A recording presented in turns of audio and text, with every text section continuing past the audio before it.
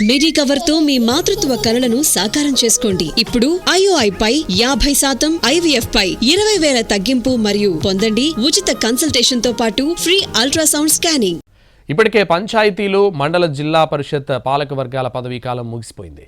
త్వరలో కొన్ని ప్రాంతాల్లో మున్సిపల్ పాలక వర్గాల టైం కూడా ముగుస్తుంది. దీంతో స్పెషల్ ఆఫీసర్లను నియమించేందుకు కసరత్తు చేస్తోంది తెలంగాణ ప్రభుత్వం. తెలంగాణలోని మున్సిపాలిటీలు, మున్సిపల్ కార్పొరేషన్లలో స్పెషల్ ఆఫీసర్ల పాలన రానుంది.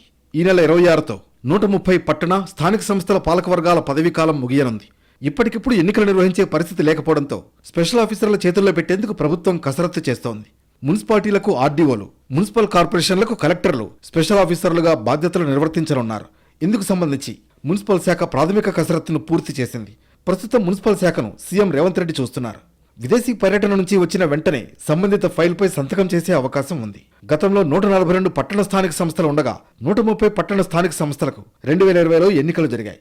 మరో 8 స్థానిక సంస్థలు GHMC, వరంగల్, ఖమ్మం, సిద్దిపేట, అచ్చంపేట, నకిరేకల్, జడ్చర్ల, కొత్తూరుకు 2021లో ఎలక్షన్స్ జరిగాయి. కొత్తగా 12 మున్సిపాలిటీలు ఏర్పడగా వాటి సంఖ్య 154కు చేరుకుంది. 2 మున్సిపాలిటీలు కార్పొరేషన్లుగా అప్గ్రేడ్ అయ్యాయి. ప్రస్తుతం పదవీకాలం ముగుస్తున్న పట్టణ స్థానిక సంస్థలతో పాటుగానే కొత్తగా ఏర్పడిన వాటికి కలిపి ఎన్నికలు జరగనున్నాయి.